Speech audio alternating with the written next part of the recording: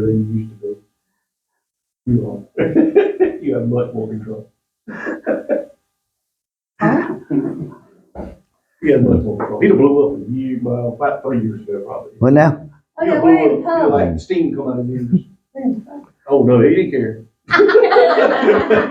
He'd have pounded the table or something. Sometimes you have to do something like that. That's good. Just That's say, He knows I can dish it as good as I can take it, so. Mhm. Right. That's fruit, Bruce. That's fruit of the spirit. It is. Yep. Okay. Yeah, because that's not something you can control when it's, that's God's help. Jesus' That's help. fruit. Holy Spirit's I think help. I think I have a worse, a faster, quicker temper than he does. Now.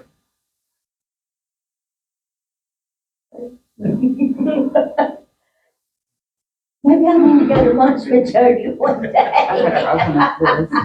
I need to Find sit my at Jody's sunglasses. table today. I'm scared. That's what we always say. Somebody say something to him, be like, I ain't scared. I tried to mentally help him sometimes. I could see it in his eyes. He started to bowl. I'm like, Oh, and he was waiting for it. He was sitting there waiting for it. He was looking at me. He was looking at me just now. I had this big smile on his face. He was waiting. He was waiting. He's like, He's I saying knew what's something, coming. but he's secretly want you to blow. Wow. Yeah, he was waiting. He likes to stir. yeah. That's key. That's all middle children, from what I understand. Man, Really? You have to strive for attention. He learned that well from Daddy, so. he's the youngest, yeah. I'm In the Jody? middle. I'm the middle. I'm- You're the middle. I'm the young. She's the baby. Oh, you're the youngest. I thought maybe, Right. okay. So who's the oldest? Jay. Jay, We yeah. had Jay, and then So- they thought, well, should we try this And again? there's two Jays in that house. Yeah. They had I me, and then they sometimes said, oh, get boy, it's working out great, so we'll have another one. It didn't stop. They stopped because they got the perfect one. So why have That's what to- I try to say too, but why my have fa- to- my, Oh, yeah. my siblings didn't buy it either. So Jay and Jay are Jason's, right? Yes, yeah, he's a junior. Okay. Yeah. He's a junior, yeah, okay. Look what I found in my pocket. Okay. And there's two Okay. of them. All right, good. Okay, we're gonna get started. So before we get too much further along and run completely out of time, so we're back in Hebrews 11. We're gonna be looking at 28 through 31. 28 through 31 today. Talking about people that it talked about here. But I'm gonna kind of back up just to last week we talked about Moses real quick and how about the faith that he had to step out into the water of the Red Sea and watch it part and everything. And stuff. But also, what about and it discussed it. I believe it did discuss it here in the passage about how they had the faith to put the blood over the door for the first time. Doesn't that seem like kind of an odd thing to do? Is sacrifice, do a sacrifice and then take the blood and put it over. You really want to put the blood over the door of your house? I mean, They weird. huh? They weird people. Well, everybody Well, that way. Yeah, I know. I mean, it's got a little blood on the floor yesterday, and she was cleaning it up as quick as she could, It's like, okay. So, I'm not going to say how I was bleeding onto the floor and what caused it, but, Well, now that just, I'm just glad you did it, my dear. Well, if you take blood thinners, like at least two of us in this room do, and bruises, I got bruises, I don't even know where they came from. Yep. Yeah. So I must So have touched something a little too hard, right? probably, yeah. So we see that they did this. They followed the instructions. God gave Moses the instructions, and then Moses went to the people, and instead of them saying, Moses, you're crazy, you've lost your mind, like they did when he first come back, told him that God had sent him back, sent him to lead them out, and they were kind of like, yeah, whatever. And then when when life got harder on them, they really went and turned on Moses and was like, no, we don't, So, but do we have that problem? Okay, we're going to do this, God, we think that this is, but then life gets harder and we kind of turn back from it and think, well, no, that's not right. That's not right. I must have misheard or whatever, stuff like that. So, I heard what you were saying earlier, so, just bear that in mind. So, Well, I think sometimes parents, I mean, we've heard testimonies from missionaries over more than once that their parents tell them that they have misheard because God would not want you to take little children into a physically hard place. Not that anybody's going to be antagonistic or anything, just a hard place. Right. You might have to walk 3 days to get there, There is a guy that I know, he's part of our discipleship group on Saturdays, that he is in the process. He came and spoke a Wednesday night back in December, but he is in the process of moving his family to Portugal to be full-time missionaries.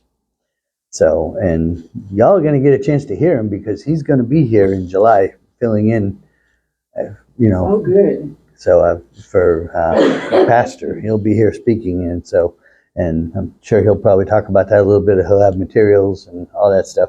But yeah, he's in the process right now, and he's got, I think, three young kids and stuff. Him and his wife and his 3 young kids. And I can't imagine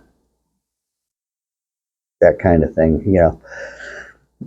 Because they were going to have to learn the language too, weren't they? Yeah. Most likely. Yeah, That's French, is that French or is it Spanish over there Where is in it? Portugal? Portugal. Probably Spanish.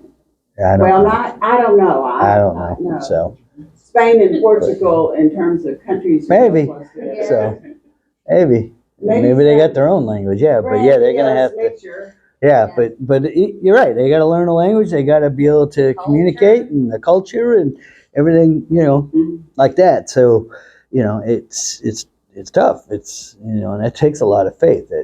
You got to step out on faith and do that. And it's not. He's been working at it, I think, close to a year now, and he's only like 45% funded to go. And they're really believing that God's going to provide it by January for the rest of the. So God's able. Oh, God is more than able, yeah. So but What do their parents think about it? I don't know. I haven't asked him that. So, but I'm sure that there's probably a lot of questions or whatever, but for somebody to do this and for Moses, to go, he had to have a lot of faith, he tried to come up with every excuse he could to not go, for God to pick somebody else, and God was like, no, you're going to do this. And then when he got there, it wasn't the easiest thing in the world, and it took quite a while. All those plagues, it was estimated, commentators estimated that by the times of the different plagues, there was like over a 2 or 3 year period. So it wasn't like the plagues happened within a week. All these plagues happened over a 2 or 3 year period. So they're there. I'm sorry. That's what I was going to say when you asked the question about having the faith. You may have the faith like Moses to finally go ahead, but then you got to have the patience too.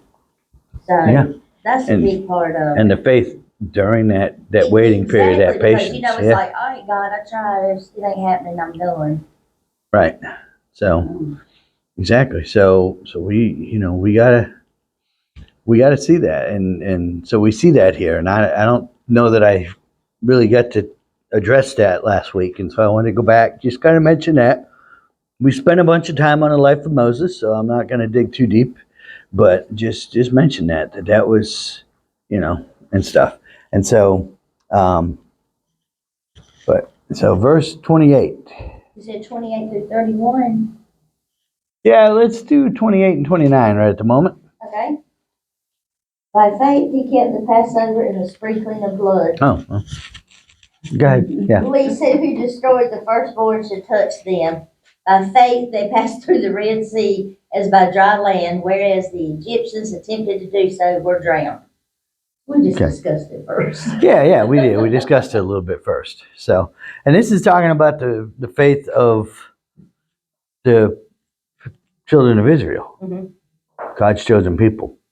They actually did have some faith. We know they made a lot of mistakes. We know that they lacked faith in a lot of times, and that faith cost them that generation from going to the promised land. But we also know that they did have faith because they did the Passover. They did walk in the water on the dry ground. Okay, you're looking, I mentioned it last week, but you're looking at a wall of water here, a wall of water here, and you're just walking in. I don't know that I want to go in there, you know. Yeah, having that wall of water could have been intimidating, right? Right, exactly. I mean, you know, because, you know, it was a wind. It's what it was believed to have Pushed it up. opened the sea up and stuff. And so it's like, how long is this hurricane going to last? You know, I mean, that's, you know, I don't know that I would want to go in there, but, you know. It's a picture that's a long distance too. It ain't like this. Right. Oh, yeah. 10 foot. No. This room is like, Yeah. 20 times that far. Oh, yeah. It's quite a ways. Yeah. Yeah, once Exactly, you get in so- there, You're in there. Yeah. And then, you know, here come the Egyptians behind them. Yeah, they're being chased. You know, That's true. So, and I mean, they're kind of, well, which way do I want to die today? Do I want to drown or do I want the Egyptians to kill me? Let me see, because that's kind of where it was getting to, you know, and so, you know, it's like, all right, so, you know, got brought out here. I guess it's easier, you know, and they kept saying, was there not enough graves in Egypt? So you had to bring us out here to this wilderness. Well, this would be one way. If everybody gets drowned, you ain't got to worry about burying them, you know. I mean, so, you know, but they had the faith to go through it, and they walked through it, and they got through it, and then they watched as the Egyptians were drowned in there and stuff. So, and I know when Danny talked about this at one point, he was talking and said that, you know, be still and watch how God moves. Psalm 46:10, be still and know that I am God. Right? So sometimes it just does require us to be still. Right? So Moses told him, watch how God delivers you today. You will not see these Egyptians anymore. Okay, well, if I drown, then that's one way I'm not going to see them. But, you know, I mean, you know, so, but they had the faith. They had the faith, which is what the writer of Hebrews here is talking about. Okay? And so, but, and that they were able to pass through the waters and not be swallowed up by it. Okay? So, okay. So go ahead and read 30 through, what did I say, 32? Okay, Yeah. 30 to 32. By faith, the walls of Jericho fell down after they were encircled for 7 days. Oh, 31. Sorry, not 32. Sorry. 30 and 31. Yep. Okay. By faith, the walls of Jericho fell down after they were encircled for 7 days. By faith, the harlot Rahab did not perish with those who did not believe when she had received the spies with peace. Okay. All right. Spies went out. Well, we know about the original spies that went out, came back with a bad report. God said, fine, y'all don't want the land, and, you know, you guys aren't willing to do what I asked you to do, then you can't have it. And that's another principle we need to take part. You can have all the faith in the world, but if you just sit and wait on God to do it all, when He's asking you to take that step and to move and to do that step and then the next step and then the next step, then it'll be hard for you because you won't ever get there. You won't ever do it because God's not gonna allow you to. God's not gonna allow you to, have the blessings and His everything in His life when we're, not willing to take those steps that He's asked us to do. So, we're seeing today somebody that's taking a big step of faith. Mm-hmm. So, for him to step away and not have anything lined up, that takes faith. Mm-hmm. And probably what he will be called foolish many times. Mm, Not from maybe. us, Yeah, but in, maybe so. Yep. in other Right. areas. Yeah. People that are very... He might be, but I was. But for man to call you foolish, but be in God's will. Exactly. Mm-hmm. Well, that's Exactly. quite often done. Yep. Is it not? Exactly. So, I mean, I was thinking earlier this week and telling her and Robbie and that, I ended up stepping out like that one time. So I was manager for a store, tired of it, felt being led to go get my commercial driver's license and drive truck, and had a plan that I was gonna wait until the first of the year because then I could get vacation from the company I was working for, because they give you 2 or 3 weeks of vacation at the beginning of the year, and if you leave the company, they pay it out. So I was going to get me a couple weeks while I went to school to get my license so that I could sustain my family, my soon to be 1-year-old, and my wife and everything. And that wasn't God's timing. And He made it abundantly clear that wasn't His timing. And He challenged me. A person came up to me at church and said, "It's time for you to move." His exact words were, "It's time for you to get out of the boat." And so he says, and I don't have a clue why I feel like this is what I'm supposed to tell you, but this is what, okay. So, and then, but I knew, Nicole knew. And so we did it. We followed through and left before the end of the year. In fact, I left the retail store on December 20th, a week before Christmas. Oh, they said nice things about you. Yeah. So, but yeah, so it's probably called foolish there, but yeah, and went and did. And it was not easy at all. Didn't make a whole lot of money to start out with. Was gone all the time. Very, very hard. Hard on Nicole, hard on me, hard on our finances. But God saw us through it all. And those steps led to my job at Pepsi. And then get the experience that I got at Pepsi and got to work in the warehouse and stuff at Pepsi towards the end of my time there. And then that led me to where I'm at now, the job I have now. And so, I can look back and see, okay, I didn't see this. I would have never imagined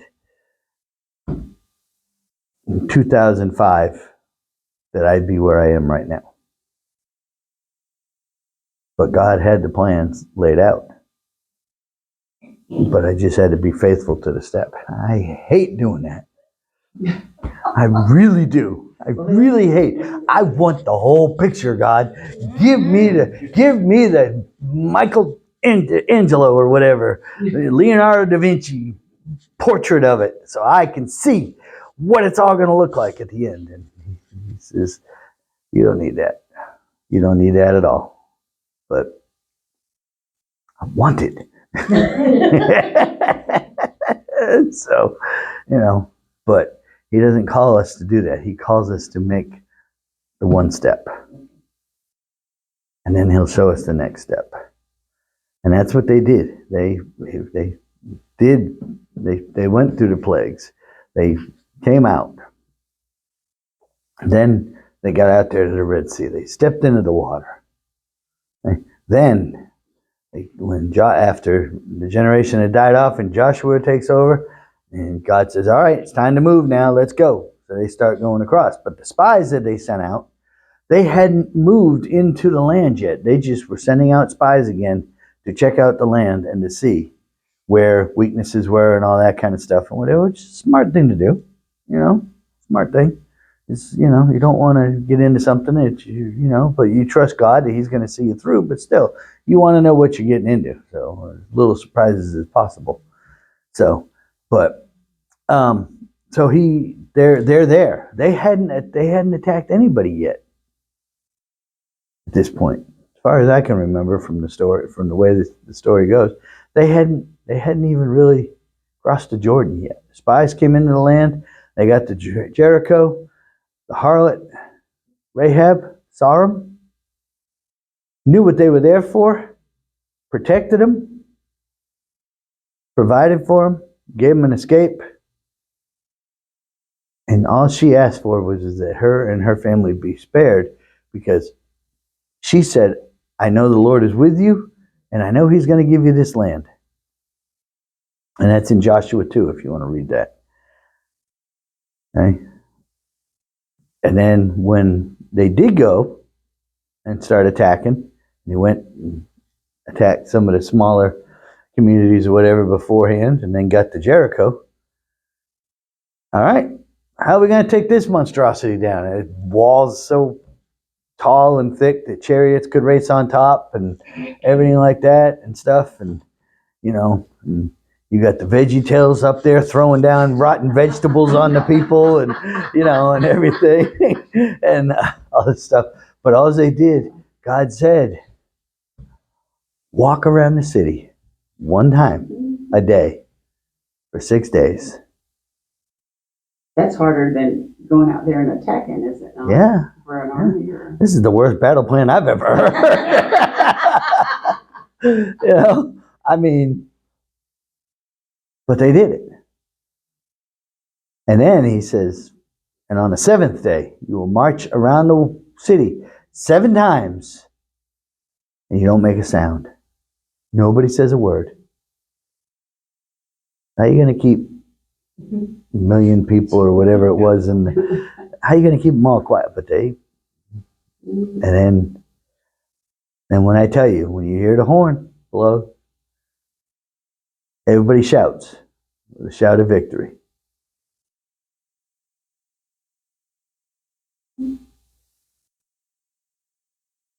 And they did exactly as what God told them. And what happened? Yep. What happened to Rahab? Yep. The spies said, hang this cord outside of your window.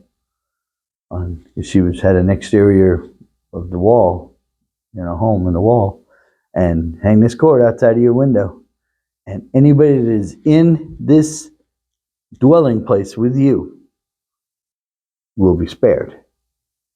Any of your family that is in here with you will be spared. So all those people were spared. And does anybody know what happened to Rahab eventually?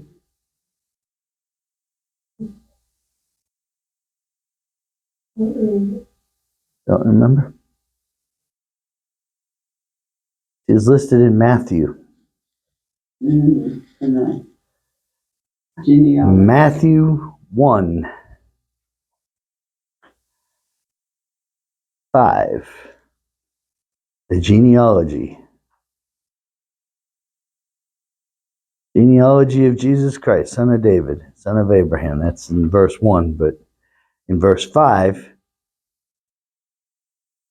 I can't believe it. This is the guy's name, but Salmon? Salmon? B-O-O-Z. Huh? No, not Boaz. I got that name, but Salmon? S-A-L-M-O-N? Salmon? Salmon? Salmon? Salmon, say salmon. Salmon? Better than I salmon. mean, what kind of parent names their kid after a fish? Oh, that was bothering you, huh? Yeah. I kept calling that man Tortellini. Mm, What's his name? Tortorella. Yeah, yeah, I call him Tortellini. Salmon or? yeah. But anyways, but so he begot Boaz by Rahab. Boaz begot Obed by Ruth. Obed begot Jesus, or Jesse. And Jesse begot David, the king. So she was, let's see, 1, 2, 3, 4. 1, 2, 3. She was like the great grandmother of King David. I'm sorry. Do we need ice for today? We need yesterday. Probably so. Sorry. It's okay. So, but yeah. So, but yeah. So she becomes a great grandmother of King David, and she's in the lineage of Jesus, and she begot Boaz. Her son was Boaz. We know Boaz. Boaz is the one that is talked about in the story of Ruth. Mm-hmm. And so it's kind of an important spot for somebody to, it's not like she helped them out and then she just, she got saved, but she just faded off into, no, she had the faith. And sometimes when somebody in that position comes to faith, it's very easy to, in general, for Christians to kind of wonder, and their attitude might not be like good enough or right or. Yeah. Is that not true? Yeah, I mean, it's the way it is with anybody that comes to faith. If their attitude's not No, right I'm saying or whatever. people around them, the Christians around them, Yeah. might be, are you sure she's saved or Right. that Yeah, kind of thing. I've heard. Oh yeah. sometimes that happens, yeah, where it's, somebody that's, is that person really saved? I mean, they were just horrible. I mean, I and so. have heard people say, I don't even know the name, I don't even know what the church is, but they'll be like, I wouldn't go to that church because I know how the preacher was before. I'm thinking, well, you're the one that needs to go to church. Right. But they said I would never go and, listen to him think you can lead me because I know what he was. Well, Jesus knows what you were too. Right. Hey, Jesus knows what you are now. That's a perfect. Yeah. Exactly. Right. Exactly. Yeah. Bad example. A good example of a bad thing. Yeah. But Jesus knows what they are now. Exactly. Too. Exactly. So, Right.